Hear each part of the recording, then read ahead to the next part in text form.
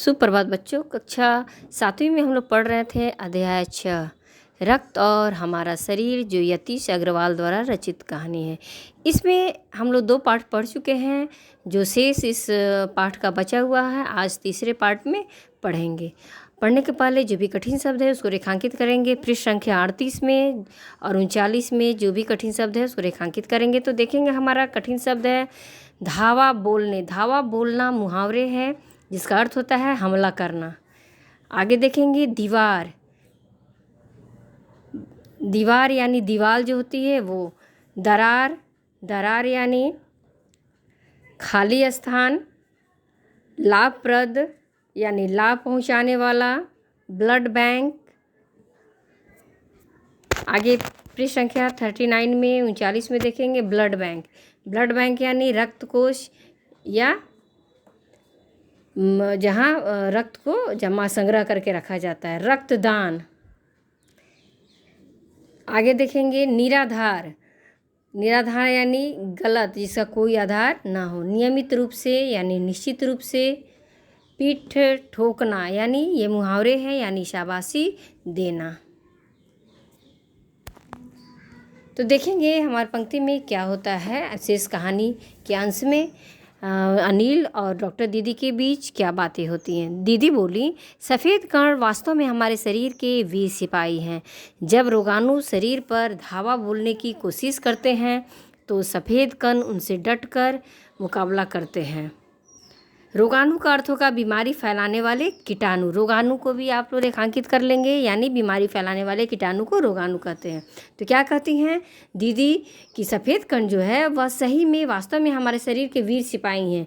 जब भी कोई कीटाणु जो हमारे शरीर पर हमला करता है तो या हमला करने की कोशिश करता है तो ये सफ़ेद कण जो है वह उसका डट कर सामना करता है और जहाँ तक संभव हो पाता है रोगाणुओं को भीतर घर नहीं करने देते हैं, और जहाँ तक हो पाता है संभव वहाँ तक कि वह अंदर बीमारी को बसने टिकने नहीं देता है। बस संक्षेप में यूँ मान लो कि वे बहुत से रोगों से हमारी रक्षा करते हैं। कहती हैं डॉक्टर दीदी, बस इतना मान लो कि जो सफ़ेद कण है बहुत से रोगों से हमें मुक्ति दिलाता है, हमें हमारी रक्षा करता है।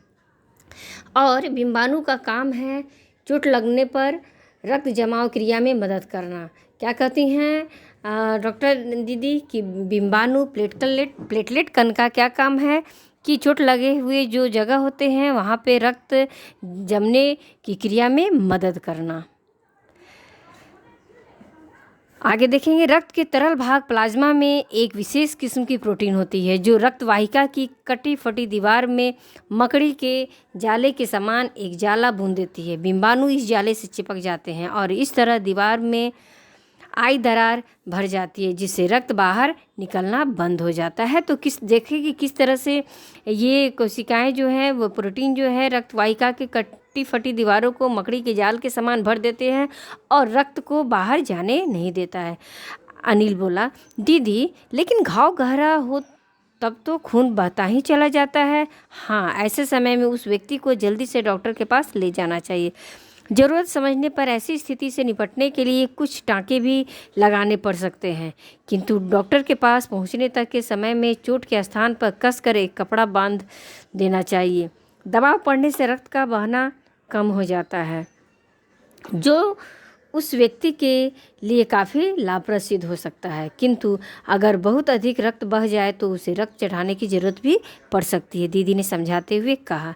अनिल ने कहा, ऐसे समय में किसी भी व्यक्ति का खून काम आ सकता है? दीदी बोली, अनिल, हर किसी का रक्त एक सा नहीं होता। कुछ विशेष गुणों के आधार पर रक्त को 4 मुख्य वर्गों में बांट दिया गया है। ज़रूरतमंद व्यक्ति के रक्त समूह की जांच करने के बाद उसे उसी समूह का रक्त चढ़ाया जाता है, लेकिन ज़रूरत के समय यदि उस रक्त समूह का कोई व्यक्ति मिले ही नहीं तब अनिल ने पूछा कि उस समय अगर उस रक्त समूह का कोई व्यक्ति रक्त चढ़ाने के लिए नहीं मिला तो उस स्थिति में क्या करेंगे।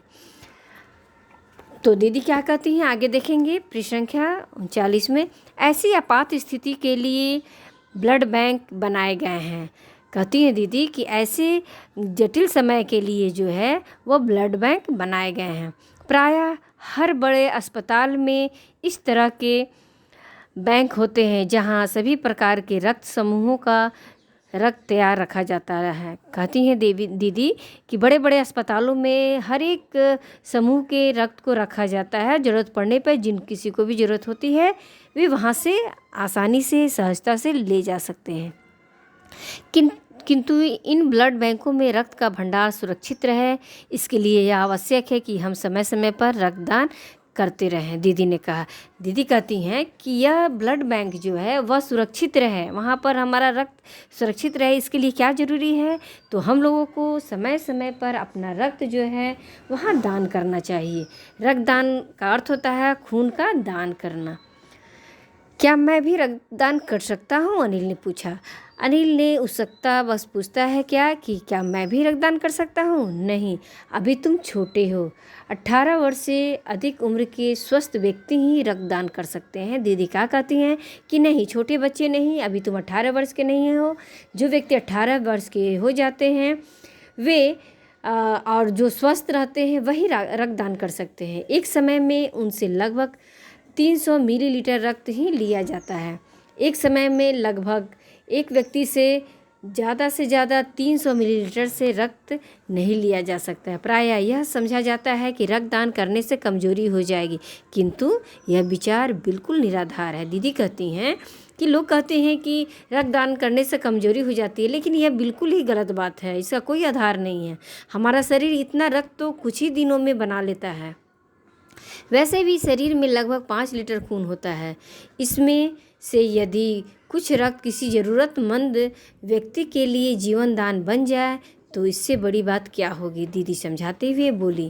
कहती हैं क्या दीदी कि हमारे शरीर में 5 लीटर खून होते हैं और कभी किसी के जीवन को बचाने के लिए हमारा शरीर उस ज़रूरतमंद व्यक्ति के लिए सहायता करे, जीवन दान बने, तो इससे अच्छी बात और क्या हो सकती है। फिर तो बड़ा होने पर मैं नियमित रूप से रक्तदान किया करूँगा, अनिल ने कहा। अनिल क्या कहता है कि मैं भी जब बड़ा हो जाऊँगा तो नियमित रूप से क्या करूँगा, रक्तदान करूँगा। शाबाश अनिल, डॉक्टर दीदी ने अनिल की पीठ ठोकते हुए कहा कि शाबाश अनिल, तुम तो बहुत अच्छे लड़के हो, तुम बहुत अच्छी बात कह रहे हो। ऐसा शाबाशी देते हुए डॉक्टर दीदी अनिल को कहती हैं। तो इसी के साथ हमारे यहाँ रक्त और हमारा शरीर जो अध्याय है यहीं समाप्त होता है।